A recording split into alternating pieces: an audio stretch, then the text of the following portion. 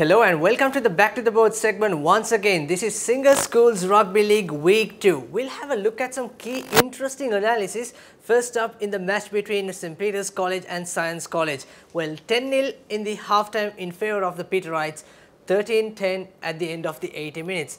But it was a little bit shambolic second half for Science College. Now let's look at the timings in the second half, what Science got in terms of scoring opportunities in the opposite half. They got a 44th minute penalty. Instead of going into the post, it's a kickable penalty from somewhere very straight.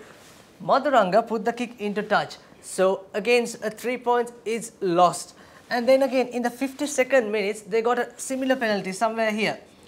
And that's a kickable penalty, but then again Madhuranga missed the kick because he scored 13 points in the first game, but in this game he was playing out of position. He was used to be an inside centre, but this time he's playing as a fly half, so he had loads of responsibilities under his shoulders.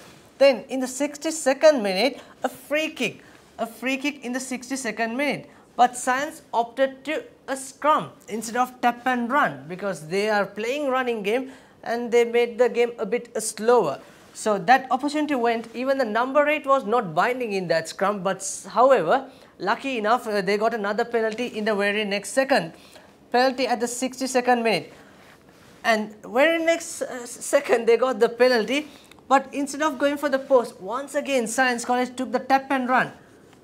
And to the far end, why didn't they take the tap and run in this penalty, in this free kick rather?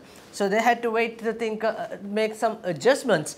And then in the 67th minute, somehow a penalty again, pretty much, well, it's somewhere here, and Madhuranga nailed it. And then again in the 73rd minute, Madhuranga nailed 2 penalties. So that's 6 points to 10. And what a lovely box kicks by little scrum of Madhu Madhava. He made the peach of a box kick, and Avishka Hinpal just could not adjust his bouncing ball, and as a result, little Madhuranga, Tanuja Madhuranga, he chased the ball and went under the post. So these are the little things that needs to add to the game management and thinking of the game awareness. So Science College, pretty much they have to go to the boards and they have to think again, review this game, and these mistakes should not happen in the coming games for them. And one more thing, in the same game, St. Peter's could have won the game. They didn't deserve to lose at all because they were leading 10 points to 3 coming into the second half. Early penalty for Sandesh Jayavikrama. It's probably 35 to 36 meter range. Steven Sivaraj, he did make a conversion from almost a 40 meter with the angle, but I'm not sure why Sandesh didn't opt to go for the post because he made 2 out of 2, Steven. But in this position, they should have gone for the points. Instead, they went for the line out and they lost ball position. So if they kick, it's going to be 13-0 in favour of St. Peter's, and that'll allow add more pressure for the Science, especially they are defending quite a lot in that game. And also Science College, on the other hand, it's almost the 80th minute and Madhuranga, well, Peter's attacking a line out collapse and turnover ball. Madhuranga got the ball, probably the last play. Instead of his kicking into touch and come out of jail, he just passed to his centre player to expecting him to kick into touch, but he made a knock on. In fact, it's not the last play, he made a knock on, and St. Peter's had one more chance because the crowd's on their feet with that scrum, but unfortunately St. Peter's could not capitalize that scrum as well. And also we have so many things in that beautiful game. It's a very lovely running game that we witness because even inside the own of Science, they are not worried to kick into territory and play. But what brought me to more concern is that Science College, between this 10 meter mark, in the defensive and the attacking 10 meter mark, they are using a lot of phases in this area. So it's once they lose the ball position, it's easy to St. Peter's or any team to come into opposite territory. But what also Science got few penalties. Referee Ishad got the playing advantage in this area, but probably they should have done is put an up and under and try a luck in the favour of ball or in the favour of the chaser. That didn't happen because every time they try here and their advantage is over once some player go into the gaps. We saw the captain making a yard, but then turnover, so they are losing position. They are not getting the advantage of the penalty because if they opt to get the penalty within this range, I'm sure Tarinda Madhuranga, he can go for the post because he has the legs to seal that 40-meter kicks. So that's something to look for the science team, because in this entire place they should be a bit more play territorial and put more pressure for their opposite team.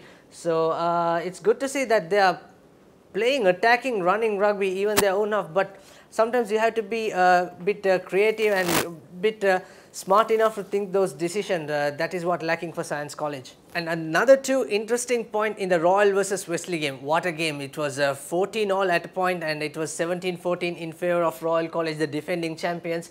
But they are the team pretty much know the game situation. They have the awareness of the game, because just before the half time, the final play, Royal getting a penalty. It's pretty much a 53-meter penalty. They are leading 7 points to nil, and Owen Askey trying to use that 53-meter long range penalty kick, and they are not putting an extra effort. Even if he missed the kick, it's the half time, they can have a breather. So that is one.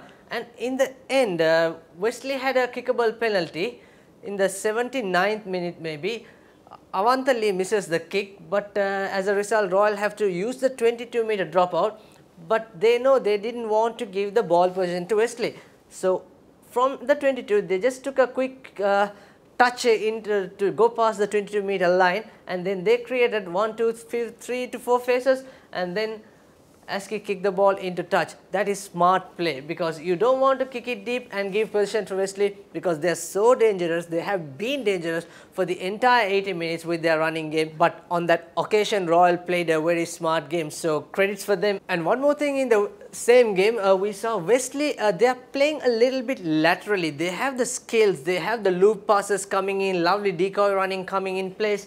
But Wesley, what should have done is their backs, their centers, they should probably need to straighten up the line, because they are running a little sideways. That allow not enough space for the winger to run or create some beat some defenders, because Royal, they are rushing and then they are drifting to their right or left depending on the situation. So they have to straighten up the line, and that allows to the winger to more space, and he can put a side step or two, and he can see the space to create more problems. So for Wesley, that is the issue that I think on that game. Apart from their kickers, they need to make a solid kicker for the coming games if they want to win another game. So those are the few analysis in the week 2 of Singer Schools Rugby League, and until next week, I'm Sabir Kadir signing off for ThePapare.com.